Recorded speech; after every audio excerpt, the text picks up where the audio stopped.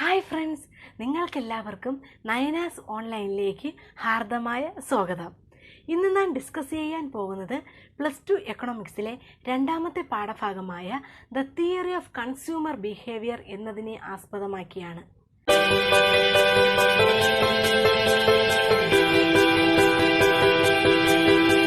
Theory of consumer behaviour. Theory of consumer behaviour, കൺസ്യൂമേഴ്സിൻ്റെ ബിഹേവിയറിനെ കുറിച്ചുള്ള തിയറി. ഇതാണ് രണ്ടാമത്തെ പാഠത്തിൻ്റെ പേര്.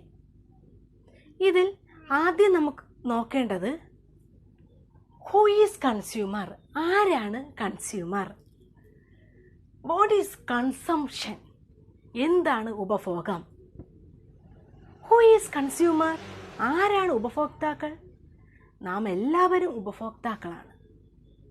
പക്ഷേ ഇതിന് കൃത്യമായ നിർവചനം നൽകിയാൽ A consumer is A person who buys goods and services for their psychological satisfaction. Consumer is a person. Consumer എന്ന് പറഞ്ഞാൽ ഒരു വ്യക്തിയാണ്. Who buys goods and services, സാധനങ്ങളും സേവനങ്ങളും അവൻ വാങ്ങുന്നു. എന്തിനു വേണ്ടി? ഫോർ സൈക്കോളജിക്കൽ സാറ്റിസ്ഫാക്ഷന് വേണ്ടി, മനസ്സിൻ്റെ ഒരു സംതൃപ്തിക്ക് വേണ്ടി. Consumer is a person who buys goods and services for the psychological satisfaction.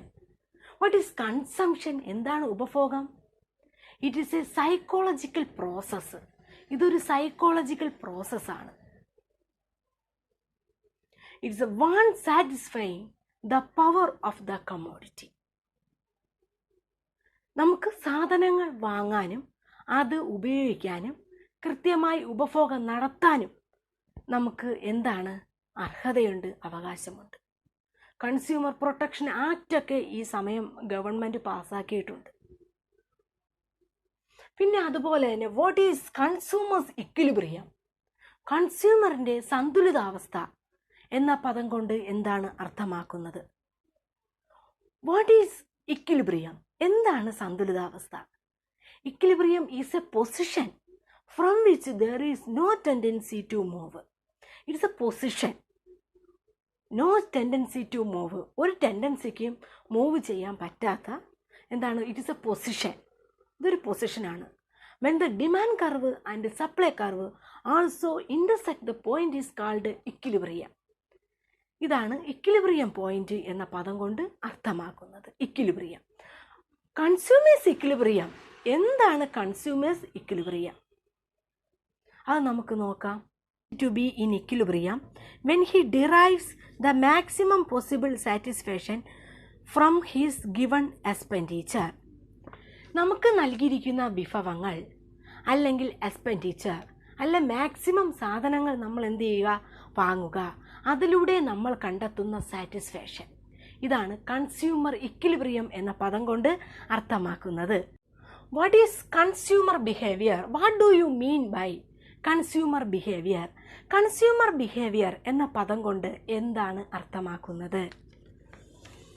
The behaviour of a consumer towards consumption of a material goods is called consumer behaviour.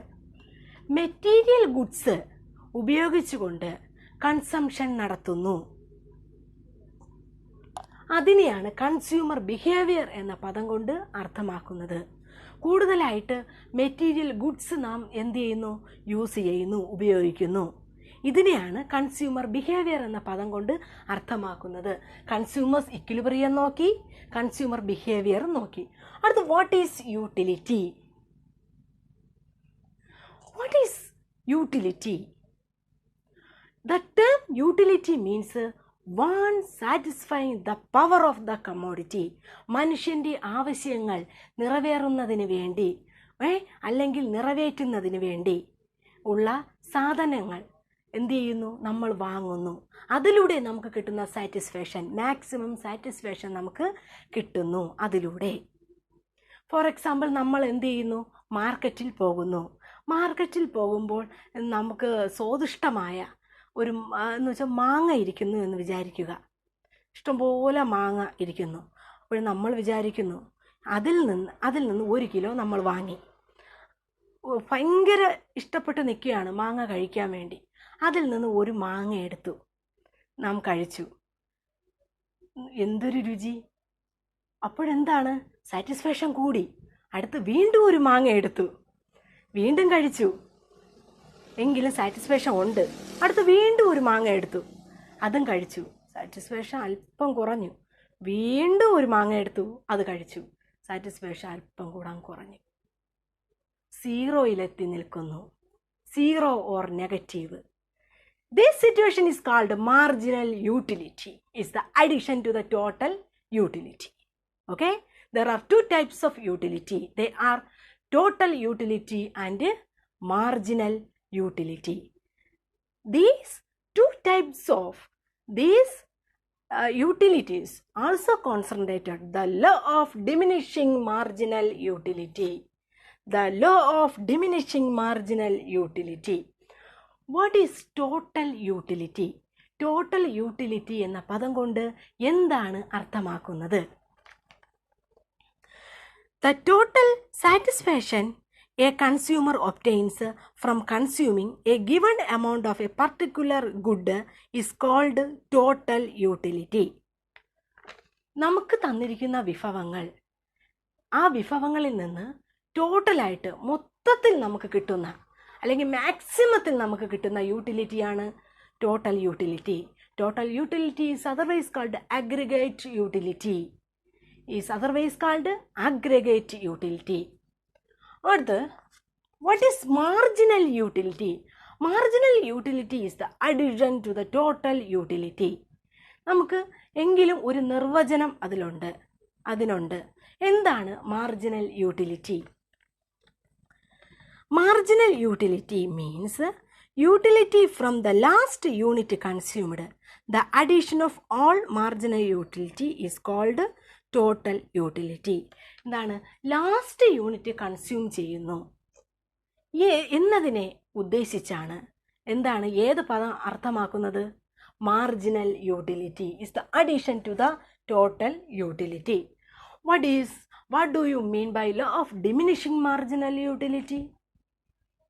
Marginal യൂട്ടിലിറ്റിയുടെ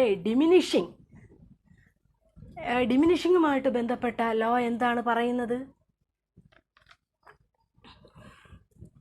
law of diminishing marginal utility. The utility of the last unit may become 0 and negative. നമ്മൾ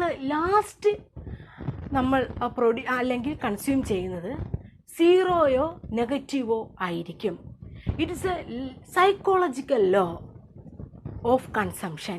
Diminishing marginal utility is related to the law of fundamental psychological concepts. On the other hand, it is considered as the fundamental psychological law.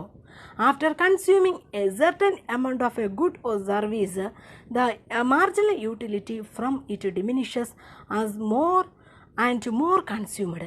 It is well natural and applicable to any product. Then what is utils? Utils എന്ന പദം എന്താണ്? ഇത് എന്താണ് അർത്ഥമാക്കുന്നത്? Utils എന്ന പദം കൊണ്ട് എന്താണ് അർത്ഥമാക്കുന്നത്? Utility is measured in terms of some units. Utility measure ചെയ്യുന്നതിന് ഉപയോഗിക്കുന്ന സം യൂണിറ്റ്സിനെയാണ് യൂട്ടിൽസ് എന്ന പദം കൊണ്ട് അർത്ഥമാക്കുന്നത്. Some units. ഇവിടെ നോക്കാം. ആദ്യം ഒരു യൂണിറ്റ് നോക്കിയേ. അടുത്ത് ടോട്ടൽ യൂട്ടിലിറ്റി 20, മാർജിനൽ യൂട്ടിലിറ്റി 20. അടുത്ത് രണ്ടാമത്തെ യൂണിറ്റ് ആയപ്പോൾ ടോട്ടൽ യൂട്ടിലിറ്റി 42. എന്ന് വെച്ചാൽ ടോട്ടൽ യൂട്ടിലിറ്റി കൂടി വരുന്നു. മാർജിനൽ യൂട്ടിലിറ്റി എന്താണ്? Is the addition to the total utility. Is the addition to the total utility. അപ്പോഴെന്താണ്? 42-ൽ നിന്ന് 20 കുറയ്ക്കും. അപ്പോൾ എന്ത് കിട്ടും? 22. അതുപോലെ തന്നെ 3 യൂണിറ്റ് ഉള്ളപ്പോഴും 4, 5, 6, 7 അങ്ങനെ 10 വരെയും നമുക്ക് നോക്കാമെങ്കിൽ total utility is always increasing. Then the marginal utility becomes 0 or negative. 0 or negative. ഇത് നമുക്ക് ഡയഗ്രാത്തിലൂടെ നമുക്ക് നോക്കാം. അപ്പോഴത് നമുക്ക് വരയ്ക്കാവുന്നതെന്ന് വെച്ചാൽ എക്സ് ആക്സിസും വൈ ആക്സിസും ഇങ്ങനെ വരച്ചിട്ട് അപ്പോൾ ടോട്ടൽ യൂട്ടിലിറ്റി ഇങ്ങനെ പോകും, കൂടി വരും ടോട്ടൽ യൂട്ടിലിറ്റി. മാർജിനൽ യൂട്ടിലിറ്റി എന്താണ്? Become negative. അവസാനം -1 അല്ലേ ഉള്ളത് യൂണിറ്റ്സ്, ബിക്കം നെഗറ്റീവായി പോകും. Negative, become negative. Marginal utility become negative. അപ്പോൾ ഇന്ന് നാം ഡിസ്കസ് ചെയ്തത് who is consumer, consumption, consumers equilibrium and consumers behaviour, then the utility, 2 types of utility, total utility, marginal utility, then the law of diminishing marginal utility, last utils. ഈ video നിങ്ങൾക്ക് എല്ലാവർക്കും ഇഷ്ടമായെന്ന് ഞാൻ വിചാരിക്കട്ടെ. അടുത്ത വീഡിയോയിൽ ഇനി വീണ്ടും കാണാം. Thank you.